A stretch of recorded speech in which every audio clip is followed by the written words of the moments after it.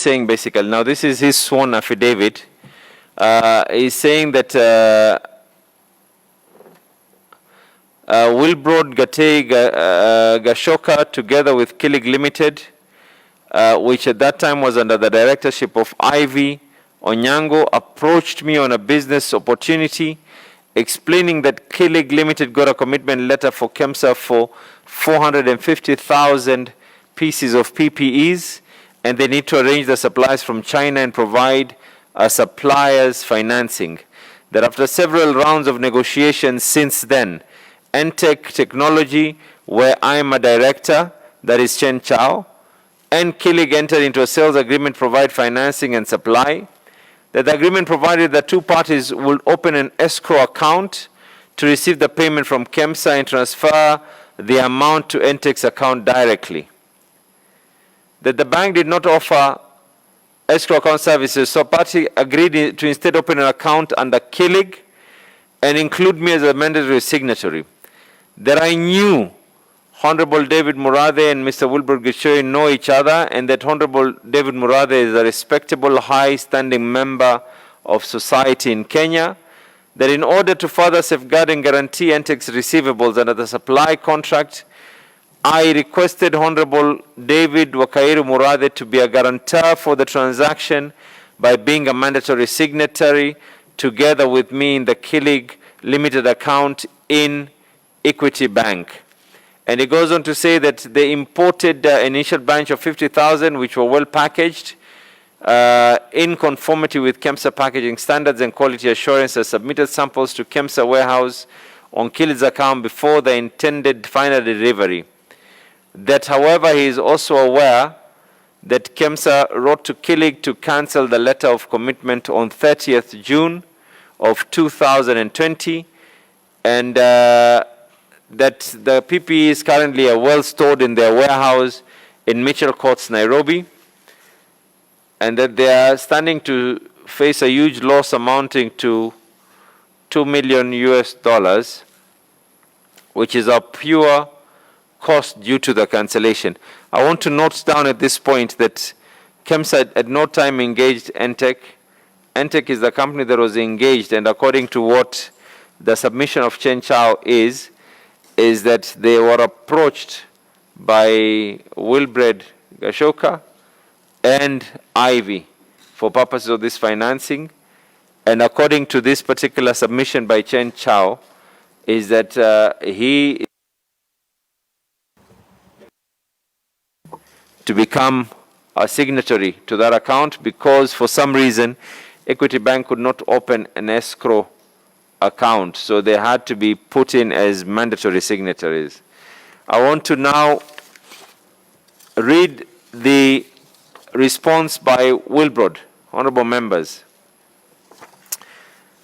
and that he confirms that on 22nd January 2020, that is an average of about 2 to 3 months or so, just before this company was given a commitment letter worth about 4 billion shillings, that he incorporated this company with Mr. Zhu Jiping as a director and shareholders, and that they were offered to supply the 450,000 PPEs on 6th of April 2020, and then that they were meant to supply them within 15 days. And on 17th of April, Zhu Jiping and himself resigned, and they transferred their shares. If you recall that they gave them to an advocate who was holding them in brief for a potential client, and that is Mr. Collins Bushwanjala, and that thereafter, the clients of Mr. Wanjala experienced stalemates in being able to secure the financing to acquire the same. So these shares were then transferred back to Ivy upon their instructions, and this is now a sworn affidavit confirming on the same. Ivy Minyo Advocate was nominated to issue the professional undertaking and to ensure the stake of all the existing and any future stakeholders were safeguarded. And honorable members, I want to continue by saying that this gentleman says he knows Mr. Chen Chao and Honorable David Murathe, and within his knowledge, further entered an agreement for supply of PPEs with Entech Technology, quantities of which were to be delivered, and that he is cognizant of the fact that Kilig wished to open an account with Equity, and in this light, Entech desired preservation of his interests, following which the companies requested Honorable Murathe to be an account signatories out of his goodwill in order to guarantee payments of Entech after the expected payment by Kemsa. All right, honorable members, this is now from the said Wilbrod Gatei Gashoka.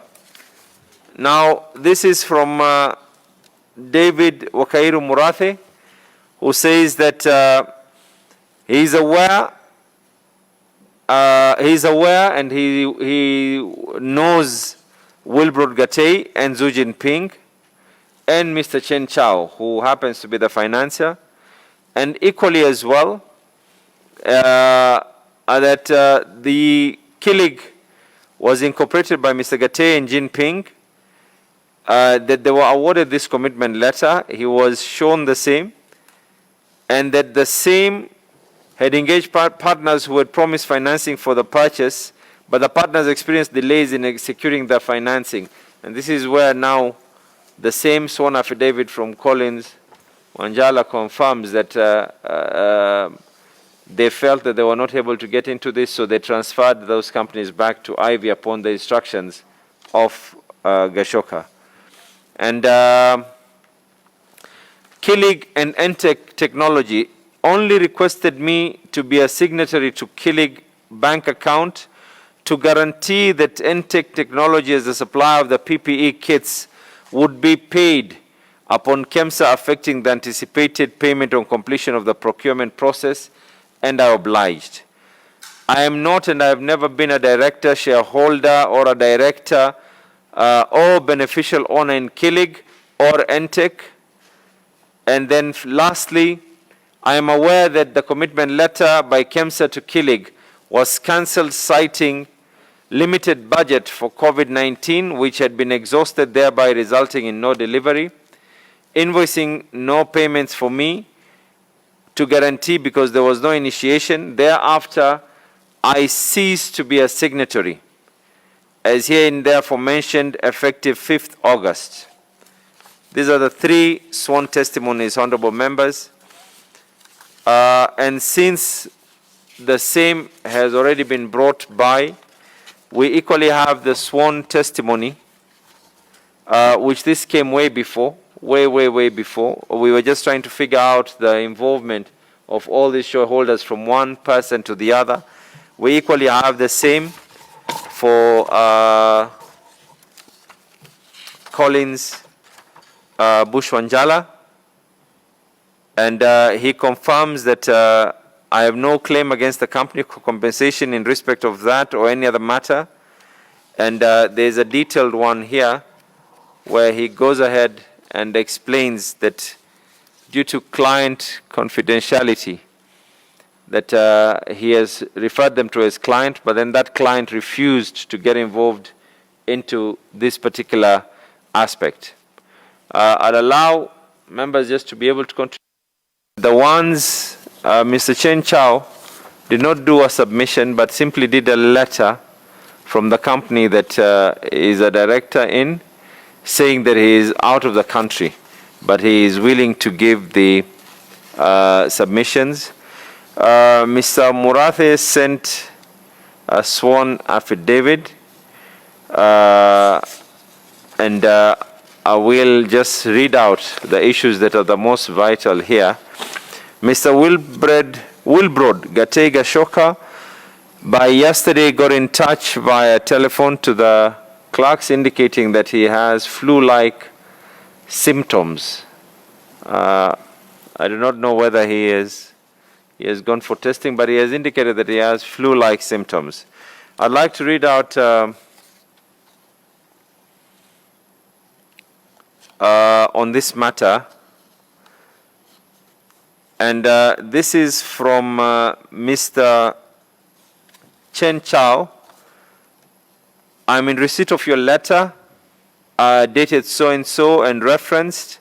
I'm, however, unable to appear before the committee in the stated dates as I am in China currently and incapacitated to travel due to stringent COVID-19 containment measures in place in both China and Kenya. I am, however, willing to send my sworn written submission if that is agreeable to the committee. And I am informed that by last night, I think due to the difference in time, by last night,